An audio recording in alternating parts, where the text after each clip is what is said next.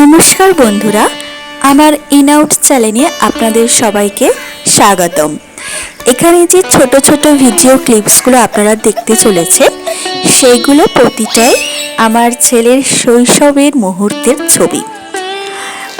এই 8 মাস, 10 মাস, 1 বছর, 1.5 বছর, 2 বছর, এখন আমার ছেলের বর্তমান বয়স 2 বছর 10 মাস।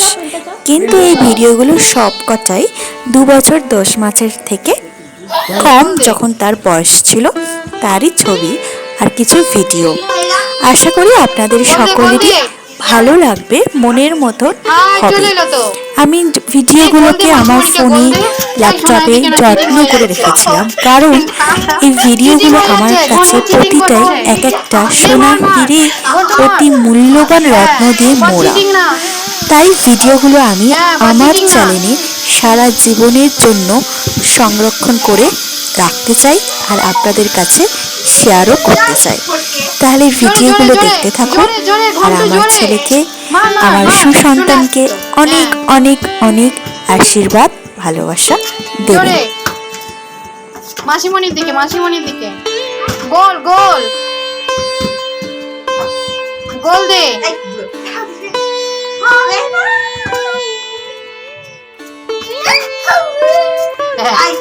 এবার হাতে করে, হাতে করে ওইদিকে গোল দে, মাসিমণির পিছনে গোল দে, মাসিমণির পিছনে। পায়ে করে পাচ্ছে না, এবার হাতে করে নে, দিয়ে দে মাসিমণির দিকে, দে মাসিমণির দিকে, মাসিমণির দিকে গোল দে, গোল আর মাসিমণির দিকে গোল দে। হ্যাঁ, গোল।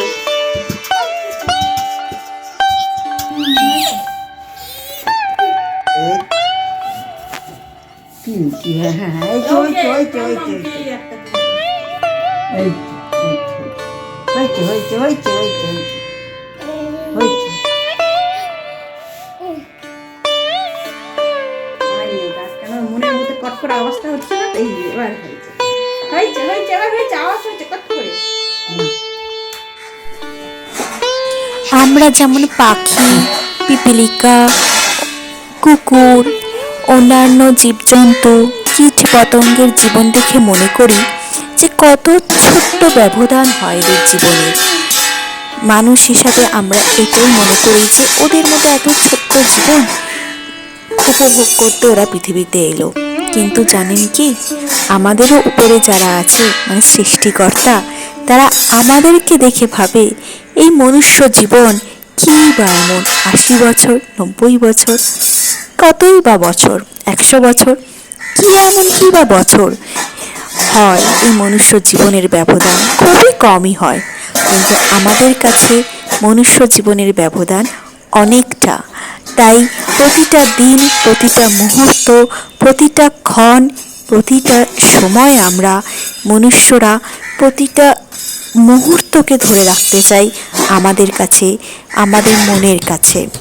কারণ আমরা নিজেরা মনে করি মনুষ্য জীবন অনেক বড় এবং এই জীবন পরবর্তীকালে পাওয়া যাবে কি না তা নিয়েও দ্বিধাবোধ করি। যাই হোক, এই কারণে আমিও আমার ছেলের সমস্ত জীবনের ছোটবেলা থেকে শুরু করে এখনো অবধি যা যা ও করে, যা যা ও পছন্দ করে, যা যা ওর দুষ্টামি, সবই নিজের কাছে, নিজের মনের কোণায়, নিজের ফোনের মধ্যে। এখন তো মেমোরি বলতে গেলে নিজের মনটা শুধু নয় বা নিজের মস্তিষ্কও নয়, এখন তো সংরক্ষণ করার অনেক যন্ত্রপাতিও বেরিয়ে গেছে, অনেক কিছু বেরিয়ে গেছে। তাই মানুষ থেকে শুরু করে আমিও বাদ গেলাম না, সমস্ত কিছুই সংরক্ষণ করে রাখি সফটওয়্যারের মাধ্যমে, ইউটিউবের মাধ্যমে। আবার কি বলুন, এইগুলোই তো আমাদের কাছে সব থেকে বড় প্রাপ্য। আমরা যেমন অন্যদের জীবন, অন্যান্য প্রাণীর জীবন দেখে মনে করি খুবই স্বল্প, তেমনি আমাদের উপরে যে আছে সেই সৃষ্টিকর্তা আমাদের জীবন দেখে মনে করে এদের জীবনও খুবই স্বল্প ব্যবধানের হয়, তাই না?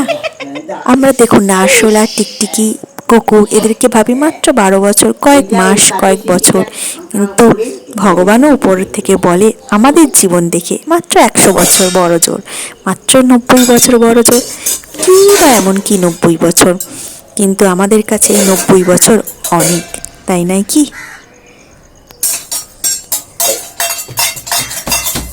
ছোটবেলায় আমার ছেলের বাসনপত্রের উপর খুব ঝোঁক ছিল। বাসনের ঝনঝনের শব্দতে তার মন যেন ভরে উঠত। তাই আমাদের বাড়িতে সব সময় একটা কলকারখানার মতো শব্দে কলরব থাকতো। আস্তে আস্তে বড় হতে হতে সে তার ব্যাট বল খেলার জিনিসপত্র দিকে আগ্রহ বাড়িয়েছে ঠিকই, কিন্তু বাসন যদি আজও পায়, মানে একটা চামচ একটা বাটি পেলেও সে সেটাকে নিয়ে এখন ঠক ঠক করতে থাকে। জানি না পছন্দটা আগেও হয়তো আমাদের মধ্যে ছিল, মানে আগেকার দিনের বাচ্চাদের মধ্যে। মানুষ মনে করে এখনকার দিনের মানুষদের মধ্যে এই বাসনপত্রের আগ্রহ বেরিয়েছে, বাচ্চাদের মধ্যে আগ্রহ জন্মেছে, কিন্তু আমি মনে করি যে আগেকার দিনে মানুষের মধ্যেও, মানে শৈশবের কালে তাদের বাসনপত্রের মধ্যে আগ্রহ ছিল, কারণ বাসন থেকে যে শব্দগুলো বের হয় সেগুলো কিন্তু খুবই সুন্দর লাগে বাচ্চাদের কাছে। তখন মানুষ নিউক্লিয়ার ফ্যামিলিতে থাকতো না, তাই বাচ্চা খেলনার জন্য বাসন বা তার খেলনার প্রতি আগ্রহ খুবই দেরিতে শুরু হতো, কারণ মানুষের পাশে থাকতো। ঠাকুমা দিদা মাসি পিসির সঙ্গে গল্প করতে করতে, কাকিমা জেঠিমাদের সঙ্গে গল্প করতে করতে বাচ্চার দিন কাটতো। এখন তো নিউক্লিয়ার ফ্যামিলি বেড়ে গেছে, তাই বাচ্চার দিন কাটে এই খেলনাপত্র দিয়ে। এই খেলনাপত্র যখন আসে তখন তো সে তার মনের মতো খেলনা পছন্দ করে নেবেই। তখনই জানা যায় বাচ্চাদের রুচিবোধ মানে কি এখনকার দিনে। তাই আমরা মনে করি যে বাচ্চাদের রুচিবোধ হচ্ছে ফোন, মোবাইল, খেলনা, কিন্তু তখনও ছিল, কিন্তু সেইগুলো তখন বাচ্চাদের প্রয়োজনই হতো না ব্যবহার করা, কারণ মানুষ তার চারপাশে ঘিরে থাকতো, তাই নয় কি?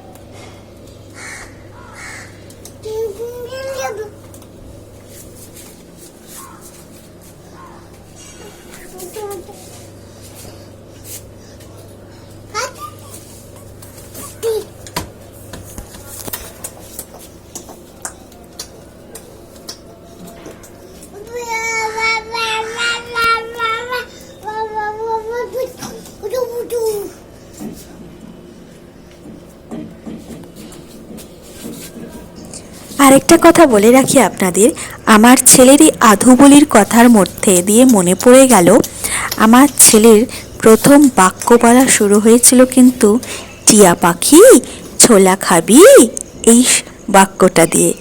আমাদের বাপের বাড়ি মানে কলকাতার বেহালাতে নিচে টিয়া পাখিকে একজন খাঁচায় থেকে বের করে চান করাতো, আর আমার ছেলে তার ঘরের জানালা দিয়ে তাকে দেখতো, আর আমরা তাকে বলতাম টিয়া পাখি কিন্তু ছোলা খায়, জিজ্ঞেস করো তো একবার টিয়া পাখি ছোলা খাবে।